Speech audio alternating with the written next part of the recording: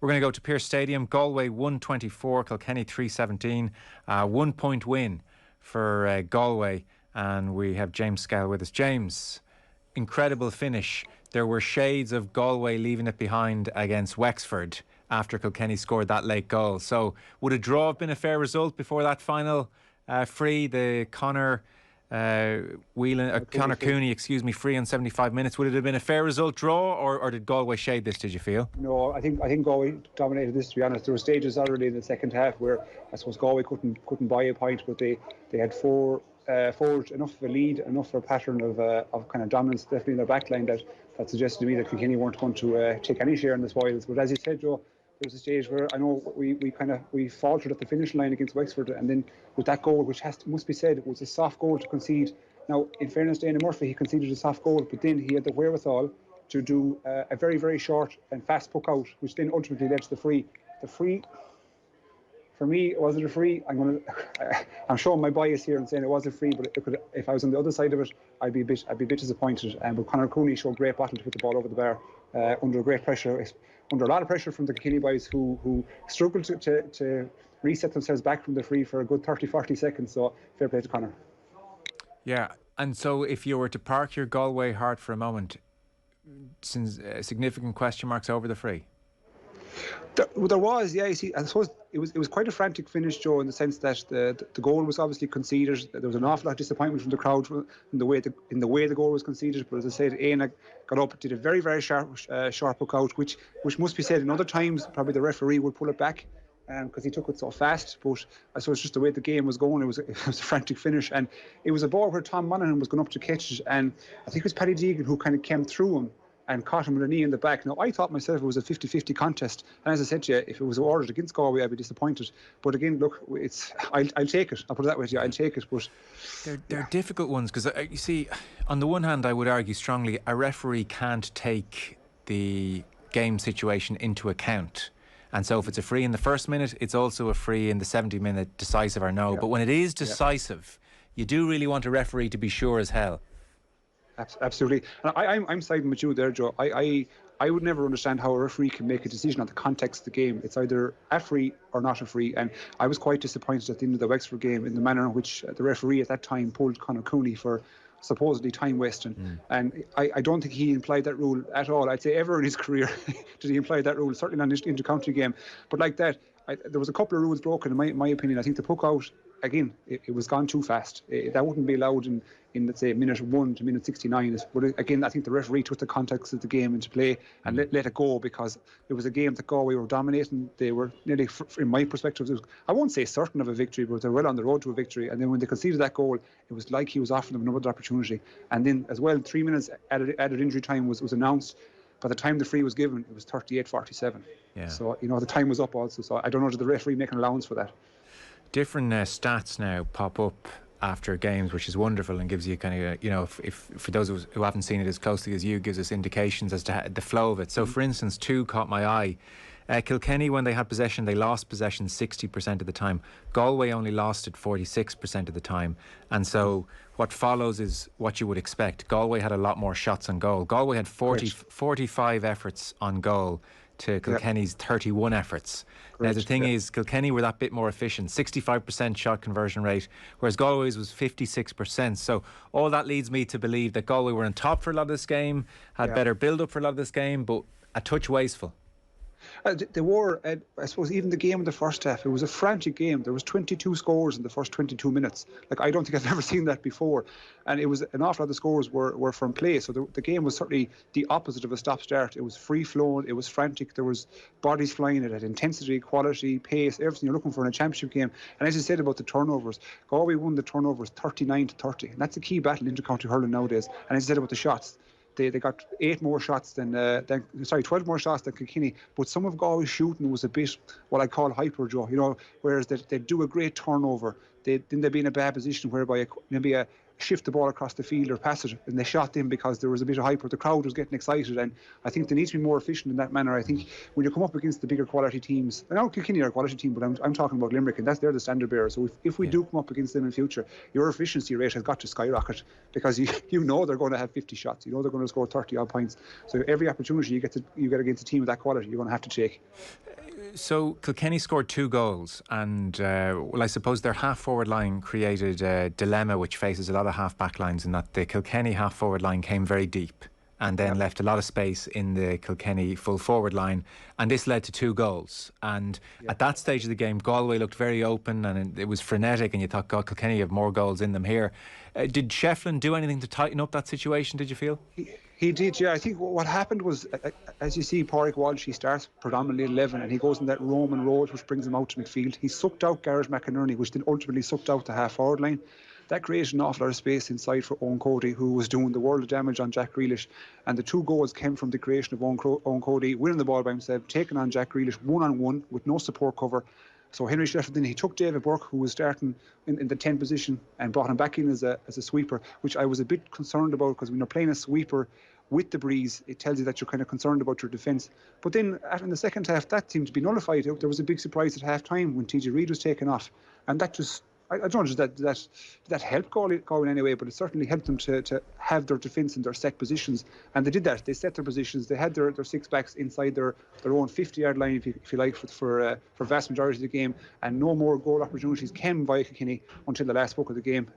So I think that shift to David Burke culminated in Galway getting their, I suppose, stopping the rush, because there was a stage there where I was very concerned with the way that the Kilkenny were opening up the goal shots. So it was a good move, good tactical move, and it nullified the threat of Owen Cody. Plus, he also switched Pádraig Manning across to Owen Cody, and then Pádraig Manning ultimately won man of the match. So that tells his own story. Okay, and Manning's a big physical presence, so one-on-one moments against Cody, he's going to fancy himself there. So he nullified Cody a touch. Yeah, he did. He definitely nullified him, especially in the last 15 minutes. There was 4 opportunities of a duel, a 50-50 duel. Pádraig Manning won 2, and then he won the last 2 with 2 frees. So that was 4 opportunities where he came out with the ball, and especially the 2 frees that he got.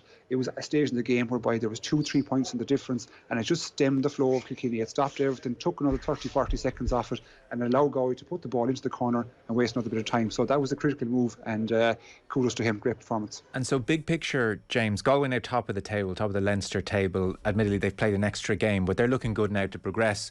What would you say about Galway here under Shefflin? I'm very content. I know it's the round robin, it's not do or die stuff. You'd have to say that we are going to finish on a minimum of 7 points. You'd be hopefully be finishing on 9 points with Dublin to come here in a couple of weeks' time. So I'm going to err on the side of positivity and say that in Shefflin's first year, it looks like he's going to get to a Leinster final. Who we'll be playing, most likely, by the looks of it, is going to be Kilkenny as well. So there's going to be a rematch in Croke Park. And I think with the way Galway performed today and the way their main clientele performed, like you're looking at Joe Cooney, Tom Monaghan, got 7 points from play in midfield.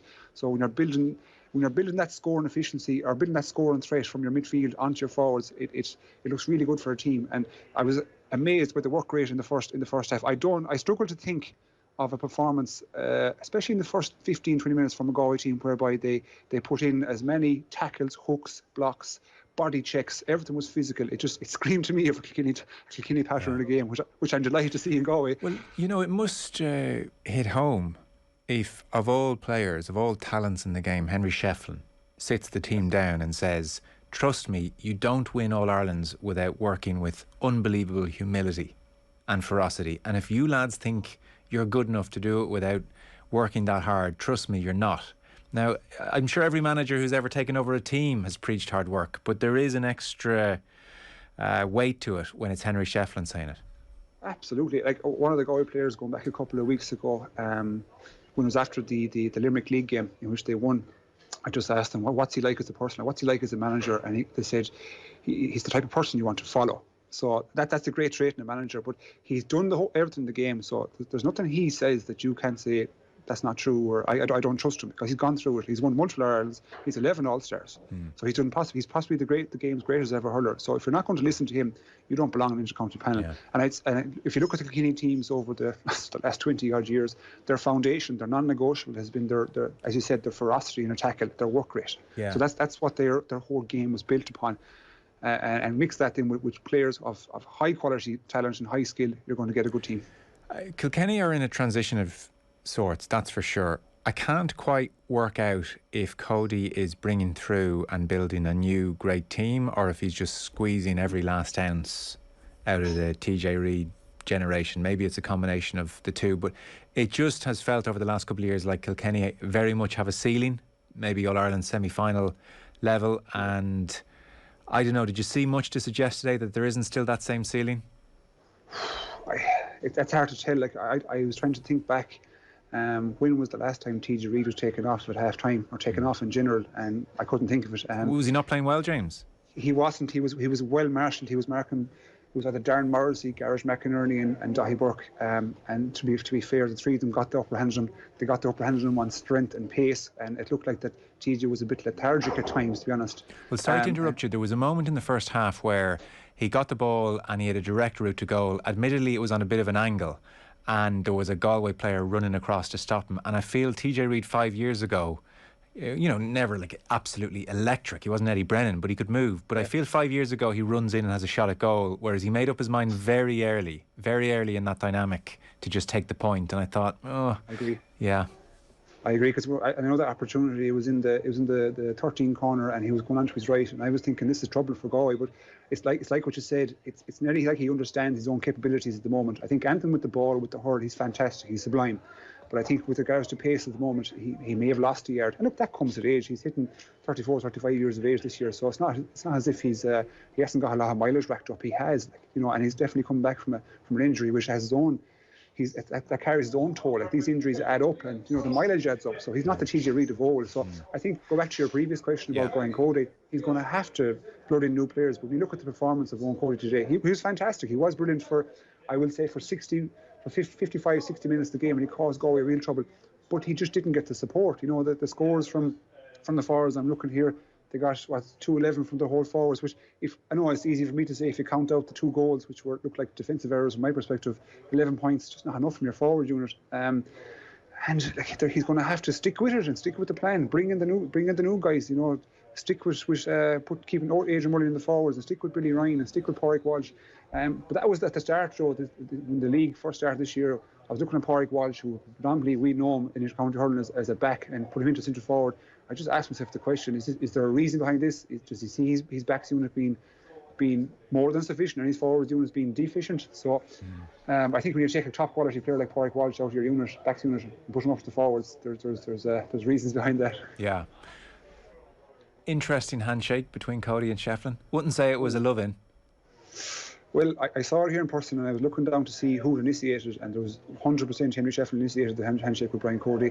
Brian Cody was probably a touch, you could say, angered by the way the game finished, but Henry went over, and you can see it here. He didn't let go of Henry's hand. Henry had actually had his body turned away from Brian Cody to leave the handshake, and Brian Cody held on to his hand. He gave him a look. It was like a father looking at his son in a disappointed manner after he did something wrong, And he didn't let go of his hand for a good 2 seconds, Joe. Henry, if you look at it, he actually had to pull away his hand. So I think there's more to that story, if I'm honest. I think in my opinion, I'd say Brian Cody has approached Shefflin over the last number of seasons, asked him to give some assistance to the senior squad.